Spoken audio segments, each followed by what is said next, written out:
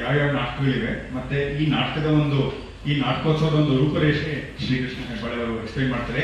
ಯಾತಕ್ಕೆ ಈ ಕಾಲೇಜ್ ನಾಟಕಗಳನ್ನ ನಾವು ತಗೊಂಡಿದ್ದೀವಿ ಅಂತ ಒಂದು ಬ್ರೀಫ್ ಆಗಿ ಎಕ್ಸ್ಪ್ಲೈನ್ ಮಾಡ್ತಾರೆ. ನಮಸ್ಕಾರ, ನನ್ನ ಹೆಸರು ಕೃಷ್ಣ ಹೆಬ್ಬಾಳೆ. ಬಾಬು ಹಿರಣ್ಯ ಅವರು ಬಂದು ಸುಚಿತ್ರದಿಂದ ಒಂದು ಕಾರ್ಯಕ್ರಮ ನೆಕ್ಸ್ಟ್ ನಾವು ಯಾವ್ದು ಮಾಡಬೇಕು ಅಂತ ಅನ್ಕೋತಾ ಇರ್ಬೇಕಾದ್ರೆ ಆದ ಒಂದು ಸಣ್ಣ ಕಾಫಿ ಸಂಪರ್ಕ ಒಂದು ನಾಟಕೋತ್ಸವಕ್ಕೆ ತಿರುಗಿ ಅದೊಂದು ವಾರ್ಷಿಕ ಪ್ರಕ್ರಿಯೆಯಾಗಿ ರೂಪುಗೊಳ್ತಾ ಇದೆ. ಇನ್ಮೇಲಿಂದ ಪ್ರತಿ ವರ್ಷ ಸುಚಿತ್ರ ಹಿರಣ್ಯ ನಾಟಕೋತ್ಸವ ಸುಚಿತ್ರದಲ್ಲಿ ನಡೆಯುತ್ತೆ. ನಾವು ಇದನ್ನ ಯಾವ ಥರ ಮಾಡಬೇಕು, ಅವರು ಹಿರಣ್ಯನವರ ಹೆಸರನ್ನು ಮಾಡಬೇಕು, former theatre legends of Karnataka ಅದೆಲ್ಲರೂ ಪರಿಚಯ ಆಗಬೇಕು ಅಂತೆಲ್ಲ ಹೇಳಿದಾಗ ಯಾವ ವರ್ಗಕ್ಕೆ ಪರಿಚಯ ಆಗಬೇಕು, ಯಾಕೆ ಪರಿಚಯ ಆಗಬೇಕು? ಈ ಹವ್ಯಾಸಿ ರಂಗಭೂಮಿ ಬೆಂಗಳೂರಲ್ಲಿ ತುಂಬಾ ಗಟ್ಟಿಯಾಗಿ ನಡ್ಕೊಂಡು ಬಂದಿರುವಂಥ ಪದ್ಧತಿ. ಹವ್ಯಾಸಿ ರಂಗಭೂಮಿಯ ಮುಂದಿನ ಪೀಳಿಗೆ ಯಾರು? ಸದಾ ಮುಂದಿನ ಪೀಳಿಗೆ ಅಂದರೆ ವಿದ್ಯಾರ್ಥಿ ಸಮೂಹ. ಹಾಗಾಗಿ ನಾವು 4 ಇತ್ತೀಚೆಗಷ್ಟೇ ನಡೆದ ಅಂತರ್ ಕಾಲೇಜು ರಂಗಸ್ಪರ್ಧೆಯಲ್ಲಿ ಭಾಗವಹಿಸಿದ 4 ಉತ್ತಮ ನಾಟಕಗಳನ್ನ ಆಯ್ಕೆ ಮಾಡಿ ಆ ನಾಟಕಗಳನ್ನ ನಾಟಕೋತ್ಸವಕ್ಕೆ ಆಹ್ವಾನ ಮಾಡಿದ್ವಿ. 4 ಕಾಲೇಜ್ ತಂಡಗಳು ಬಂದು ನಾಟಕ ಮಾಡ್ತಾ ಇದ್ದಾರೆ. ಪ್ರತಿದಿನ ಸಂಜೆ 7ರಿಂದ 8:30, 8:40ವರೆಗೂ ನಾಟಕ ನಡೆಯುತ್ತೆ. ಸುಚಿತ್ರದ ಹೊರ ಪೀಕ್ ರಂಗಸ್ಥಳದಲ್ಲಿ ಓಪನ್ ಏರ್ ಥಿಯೇಟರ್ಲಿ ನಾಟಕ ನಡೆಯುತ್ತೆ. ನಾಟಕಕ್ಕೆ ಮುಂಚೆ 6:30ರಿಂದ 6:45 ಪ್ರತಿದಿನ 3 ದಿನ ಬೀದಿ ನಾಟಕಗಳು ನಡೆಯುತ್ತೆ. ಮೊದಲನೇ ದಿನ ಉತ್ಸವದ ಉದ್ಘಾಟನೆಯ ಅಂಗದಲ್ಲಿ ಡೊಳ್ಳು ಕುಣಿತ, ಅದನ್ನು ಪ್ರದರ್ಶನ ಮಾಡ್ತಾ ಇರೋದು ಕಾಲೇಜ್ ವಿದ್ಯಾರ್ಥಿಗಳೇ. ಡೊಳ್ಳು ಕುಣಿತ ಮತ್ತೆ ಬೀದಿ ನಾಟಕಗಳನ್ನು ಮಾಡ್ತಾ ಇರೋದನ್ನ ಪ್ರಸ್ತುತಪಡಿಸ್ತಾ ಇರೋದು ಕಾಲೇಜ್ ವಿದ್ಯಾರ್ಥಿಗಳೇ. ಮತ್ತೆ ಕಲಿಕೆಗೆ ಅನುಕೂಲ ಆಗಲಿ ಅಂತ ಪ್ರತಿದಿನ ವರ್ಕ್ಶಾಪ್ ಮತ್ತೆ ಮಾಸ್ಟರ್ ಕ್ಲಾಸ್ ಮಾಡ್ತಾ ಇದ್ವಿ. 2 ದಿನದ 2 ವರ್ಕ್ಶಾಪ್. ಮೊದಲನೇ ವರ್ಕ್ಶಾಪ್ ಒಂದು on the beat shaping thoughts and action, ಅಂದ್ರೆ ಮಾನಸಿಕ ಸಿದ್ಧತೆ, ಒಬ್ಬ ನಟನಿಗೆ ಬೇಕಾದ ಮಾನಸಿಕ ಸಿದ್ಧತೆ ಮತ್ತು ಶಾರೀರಿಕ ಸಿದ್ಧತೆ ಬಗ್ಗೆ 2 ದಿನದ ಒಂದು ವರ್ಕ್ಶಾಪ್ ಕಾರ್ಯಾಗಾರ ನಡೀತಾ ಇದೆ.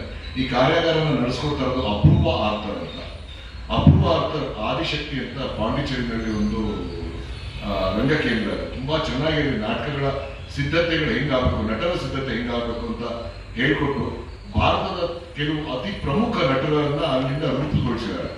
ಆ ಸಂಸ್ಥೆಯಿಂದ ಹೊರಬಂದಿರುವಂತಹ ಅಪೂರ್ವ ಆರ್ಥರ್ ಈ on the beat shaping thoughts and action, ಮಾನಸಿಕ ಮತ್ತು ಶಾರೀರಿಕ ಸಿದ್ಧತೆ ಒಬ್ಬ ನಟನಿಗೆ ಬೇಕಾಗಿರೋದನ್ನ 2 ದಿನದ ಕಾರ್ಯಾಗಾರ ಮಾಡಿಕೊಡ್ತಾ ಇದ್ದಾರೆ. ಇದು 14 ಮತ್ತು 17ನೇ ತಾರೀಕು ಏಪ್ರಿಲ್ ಬೆಳಿಗ್ಗೆ 10 ಗಂಟೆಯಿಂದ 4 ಗಂಟೆವರೆಗೂ ನಡೆಯುವಂತ ಕಾರ್ಯಾಗಾರ. ಏಪ್ರಿಲ್ 18, 19 ರಂಗಕ್ಕೆ ಬಳಕೆ ಆಗುವಂತಹ ಹಿನ್ನೆಲೆ ಸಂಗೀತ, ಅದು ರೆಕಾರ್ಡೆಡ್ ಸಂಗೀತನ, ಲೈವ್ ಸಂಗೀತನ, ಹಾಡುಗಳು ಹೇಗೆ ಬಳಸಬೇಕು, ರಂಗದ ಹಿನ್ನೆಲೆಯಲ್ಲಿ ಮೂಡಿ ಬರುವಂತಹ ಶಬ್ದ ಮತ್ತು ಸಂಗೀತದ ಕಾರ್ಯಾಗಾರ ನಡೆಯುತ್ತೆ. ಇದನ್ನ ನಡೆಸ್ಕೊಡ್ತಾ ಇರೋದು ಹವೀಶ್ ಶ್ರೀನಾಥ್ ಅಂತ. ಹವೀಶ್ ತುಂಬಾ ಒಬ್ಬ ಯಂಗ್ ಥಿಯೇಟರ್ ಪ್ರಾಕ್ಟೀಷನರ್. ಸಂಗೀತ ಕ್ಷೇತ್ರದಲ್ಲಿ, ರಂಗ ಸಂಗೀತದ ಕ್ಷೇತ್ರದಲ್ಲಿ ತುಂಬಾ ಚೆನ್ನಾಗಿ ಕೆಲಸ ಮಾಡ್ಕೊಂಡು ಬರ್ತಾ ಇದ್ದಾನೆ. ಕೆಲವು ವೆರಿ ಸಕ್ಸಸ್ಫುಲ್ ನಾಟಕಗಳ ಸಂಗೀತನ ಅವನು ರೂಪಿಸ್ಕೊಂಡು ಬರ್ತಾ ಇದ್ದಾನೆ. ಅವನು ಈ 2 ದಿನದ ರಂಗ ಸಂಗೀತದ ಕಾರ್ಯಾಗಾರ ನಡೆಸ್ಕೊಳ್ತಾ ಇದ್ದಾನೆ. ರಂಗಭೂಮಿ ಮತ್ತೆ ಸಿನಿಮಾದಲ್ಲಿ ಒಂದು ದೃಶ್ಯ ಮಾಧ್ಯಮದಲ್ಲಿ, ಸಿನಿಮಾ ಮಾಧ್ಯಮಕ್ಕೆ ಹೋದಾಗ ರಂಗಭೂಮಿಯಿಂದ ಬಂದವರಿಗೆ ಸ್ವಲ್ಪ ಆದ್ಯತೆ ಹೆಚ್ಚು, ಅಲ್ಲಿಯ ಕಲಿಕೆ ಜಾಸ್ತಿ ಅಂತ ಎಲ್ಲಾ ಕಡೆ ಕೇಳಿ ಗೊತ್ತಿರುತ್ತೆ. ಅದು ಸತ್ಯ ಕೂಡ. ಆ ತರ ರಂಗಭೂಮಿ ಮತ್ತೆ ಚಲನಚಿತ್ರ ಮಾಧ್ಯಮದಲ್ಲಿ ಉತ್ತಮವಾದ ರೀತಿಯಲ್ಲಿ ಕೆಲಸ ಮಾಡಿ ಹೆಸರು ಗಳಿಸಿರುವಂತಹ 4 ನಮ್ಮ ಕನ್ನಡ ಚಿತ್ರರಂಗದ ಪ್ರಮುಖರನ್ನ ವಿದ್ಯಾರ್ಥಿಗಳ ಮುಂದೆ ಒಂದು ಮಾಸ್ಟರ್ ಕ್ಲಾಸ್ಗೋಸ್ಕರ ಅವರು ರೂಪುಗೊಳಿಸಿದ್ದ, ಅಂದ್ರೆ ಅವ್ರ ಆರ್ಟ್ ಅಂಡ್ ಕ್ರಾಫ್ಟ್ ನ ಅವರು ಹೆಂಗೆ ಕ್ಯೂರೇಟ್ ಮಾಡ್ಕೊಂಡ್ರು, ಹೆಂಗೆ ಕಲ್ತ್ಕೊಂಡ್ರು, how do they express this to the next generation, ಈ ವಿಷಯಕ್ಕೋಸ್ಕರ 4 ಮಾಸ್ಟರ್ ಕ್ಲಾಸ್ಗಳನ್ನು ಮಾಡಿದ್ದೀವಿ. 16ನೇ ತಾರೀಕು ಸಿಂಧು ಶ್ರೀನಿವಾಸ ಮೂರ್ತಿ ಅಂತ. ಸಿಂಧು ರಂಗಭೂಮಿ ನಟಿ, ಬರಹಗಾರ್ತಿ, ಚಲನಚಿತ್ರ ನಿರ್ದೇಶಕಿ, ನಟಿ. ಅವರು ಕಳೆದ ವರ್ಷ 2 ವರ್ಷದಿಂದ ಆಚಾರ್ ಅಂಡ್ ಕಂಪನಿ ಅಂತ ಒಂದು ಸಿನಿಮಾ ಮಾಡಿದ್ರು. ತುಂಬಾ ಚೆನ್ನಾಗಿ ಅದನ್ನ ಪ್ರೇಕ್ಷಕರು ಒಪ್ಕೊಂಡಿದ್ರು. ವೆರಿ ಅಂದ್ರೆ ಹಿಂದಿನ ಕಾಲದಲ್ಲಿ ಬರ್ತೀನಿ, ಒಂದು ಇಡೀ ಫ್ಯಾಮಿಲಿ ಆಡಿಯನ್ಸ್ ಅನ್ನ ಮತ್ತೆ ಅಟ್ರಾಕ್ಟ್ ಮಾಡುವಂತ ಒಂದು ಸಿನಿಮಾ ಕಥೆ ಬರ್ತಿದ್ರು ಅವರು. Sindhu Srinivasa Murthy will conduct the first master class 16ನೇ ತಾರೀಕು. 14ನೇ ತಾರೀಕು dialogue as a master stroke, ಮಾತಿನಿಂದ ಕಟ್ಟುವಂತಹ ನಾಟಕಗಳ ಪ್ರಕ್ರಿಯೆ ಬಗ್ಗೆ ಬಾಬು ಹಿರಣ್ಯ ಅವರನ್ನೇ ಮಾಸ್ಟರ್ ಕ್ಲಾಸ್ ನಡೆಸ್ಕೊಡ್ತಾ ಇದ್ದಾರೆ. 18ನೇ ತಾರೀಕು ಲೂಸಿಯಾ, ಯೂಟರ್ನ್, ಧೂಮಂ, ಈ ಎಲ್ಲ ಚಿತ್ರಗಳನ್ನ ಮತ್ತು ಹಲವಾರು ವೆಬ್ ಸೀರೀಸ್ಗಳನ್ನ ನಿರ್ದೇಶನ ಮಾಡಿದಂತ ಪವನ್ ಕುಮಾರ್. ಪವನ್ ಕುಮಾರ್ ನಾಟಕಗಳನ್ನು ತುಂಬಾ ನಾಟಕಗಳನ್ನು 3-4 ನಾಟಕಗಳನ್ನ ಬರೆದು ಅಭಿನಯಿಸಿ ನಿರ್ದೇಶಿಸಿ ಎಲ್ಲ ಮಾಡ್ಯಾರೆ. So Pavan Kumar will handle a master class from an intimate performance to powerful frames ಅನ್ನೋ ಸಬ್ಜೆಕ್ಟ್ ಬಗ್ಗೆ ಅವ್ರು ಮಾತಾಡ್ತಾರೆ. 19ನೇ ತಾರೀಕು ಬಾಲಾಜಿ ಮನೋಹರ್ ಅಂತ, again very very wonderful actor, ನಾಟಕದಲ್ಲೂ ಸಿನಿಮಾದಲ್ಲೂ. ಬಾಲಾಜಿ ಮನೋಹರ್ ಅವರು exploring and performing the subtext ಈ ವಿಷಯದ ಬಗ್ಗೆ ಒಂದು ಮಾಸ್ಟರ್ ಕ್ಲಾಸ್ ಮಾಡ್ತಾ ಇದ್ದಾರೆ. ಸೊ ನಾವು ಸುಚಿತ್ರ ಅಂಗಳದಲ್ಲಿ ಬೆಳಿಗ್ಗೆ 10 ಗಂಟೆಯಿಂದ ಸಂಜೆ 8:30ವರೆಗೂ ನಿರಂತರವಾಗಿ 4 ದಿನಗಳಲ್ಲಿ ಕಾರ್ಯಕ್ರಮಗಳನ್ನು ಹಮ್ಮಿಕೊಂಡು ಬರ್ತಾ ಇದ್ದೀವಿ. ಈ ಎಲ್ಲ ಕಾರ್ಯಕ್ರಮಗಳನ್ನ ತಮ್ಮ ತಮ್ಮ ಮಾಧ್ಯಮಗಳಲ್ಲಿ ಪ್ರಕಟಿಸಿ ಪ್ರದರ್ಶಿಸಿ ಇದಕ್ಕೆ ಪ್ರೇಕ್ಷಕರು ಬರುವಂಗೆ ಅನುವು ಮಾಡಿಕೊಡ್ಬೇಕು. ನಿಮ್ಮ ಬೇರೆ ಎಲ್ಲ ಒತ್ತಡಗಳ ಮಧ್ಯೆ ರಂಗಕ್ರಿಯೆಗಳಿಗೂ ಒಂದು ಸ್ವಲ್ಪ ನಿಮ್ಮ ಮಾಧ್ಯಮಗಳಲ್ಲಿ ಸ್ಥಳ ಇರಲಿ, ಅದ್ರ ಬಗ್ಗೆ ಪ್ರಚಾರ ಬರಲಿ. ನೀವು ಎಲ್ಲರೂ ಬಂದು ಪಾರ್ಟಿಸಿಪೇಟ್ ಮಾಡಿ. ನಾಟಕೋತ್ಸವ ಹೇಗೆ ನಡೆಯುತ್ತೆ ಅದರ ಅನುಭವ ನೀವು ಪಡೆಯಿರಿ ಅಂತ ಹೇಳಿ ನಮ್ಮ Banashankari Suchitra cinema and cultural academy Banashankari.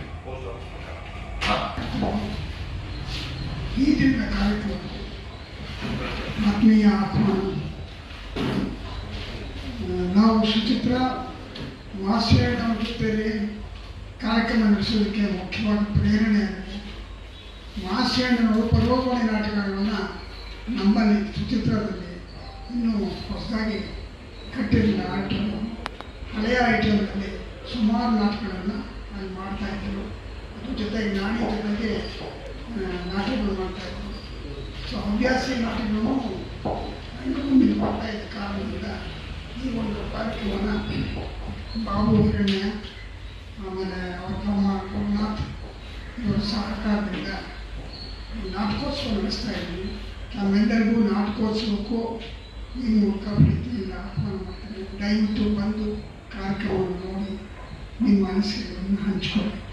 ಧನ್ಯವಾದ. ವರ್ಕ್ಶಾಪ್ಗಳಿವೆ, 2 ವರ್ಕ್ಶಾಪ್ ನಡೀತಾ ಇದೆ. ಒಂದು ಅಪೂರ್ವ ಅರ್ಥ ಮತ್ತೆ ಇನ್ನೊಂದು ಹವಿಷ್ಯ. ಈ 2 ವರ್ಕ್ಶಾಪ್ಗಳಿಗೆ ವಿದ್ಯಾರ್ಥಿಗಳಿಗೆ, ಕಾಲೇಜ್ ವಿದ್ಯಾರ್ಥಿಗಳಿಗೆ 500 ರೂಪಾಯಿ ಫೀಸ್. ಸಾರ್ವಜನಿಕರು ಯಾರು ಬಂದವರು ಪಾರ್ಟಿಸಿಪೇಟ್ ಮಾಡ್ತಾರೆ ಅಂದ್ರೆ 1,500 ರೂಪಾಯಿ ಫೀಸ್. ಸುಚಿತ್ರಾ ಫಿಲ್ಮ್ ಸೊಸೈಟಿ ಮತ್ತು ಕಾಲೇಜ್ ವಿದ್ಯಾರ್ಥಿಗಳಿಗೆ 500 ರೂಪಾಯಿ, ಮಿಕ್ಕವರಿಗೆ 1,500 ರೂಪಾಯಿ. ಮಾಸ್ಟರ್ ಕ್ಲಾಸ್ಗೆ ಯಾವುದೇ ಥರದ ಫೀಸ್ ಟಿಕೆಟ್ ಏನು ಇರೋದಿಲ್ಲ. ನಾಟಕಕ್ಕೆ 100 ರೂಪಾಯಿ ಟಿಕೆಟ್ ಇರುತ್ತೆ. ಬೀದಿ ನಾಟಕಕ್ಕೆ ಮಾಸ್ಟರ್ ಕ್ಲಾಸ್ಗೆ ಯಾವುದೇ ಥರದ ಟಿಕೆಟ್ ಇರೋದಿಲ್ಲ. ಟಿಕೆಟ್ಗಳನ್ನ ನಾವು ಅಲ್ಲೇನು ಮಾಡ್ತಾ ಇದ್ದಿಲ್ಲ, ನಾಟಕದ ಪ್ರದರ್ಶನದ ತಂಡಕ್ಕಿಂತ ನಾವು ಹಣ, ಪ್ರದರ್ಶನದ ಸಂಭಾವನೆ ಜೊತೆಗೆ ಟಿಕೆಟ್ ಹಣವನ್ನು ನಾವು ಕಾಲೇಜ್ ವಿದ್ಯಾರ್ಥಿಗಳಿಗೆ ವಾಪಸ್ ಕೊಡ್ತಾ ಇದ್ವಿ. ಮತ್ತು ಚಿಟಗೇರಿ ಸಂಸ್ಥೆ, ಈ 2 ಸಂಸ್ಥೆಗಳು ನಮಗೆ ಹಣಕಾಸಿನ ವಿಷಯದಲ್ಲೂ ಸಹಾಯ ಮಾಡಿದೆ. ಅವರಿಬ್ಬರಿಗೂ ನಾನು ಇಲ್ಲಿ ಧನ್ಯವಾದಗಳನ್ನು ಹೇಳೋದಕ್ಕೆ ಇಷ್ಟಪಡ್ತೇನೆ.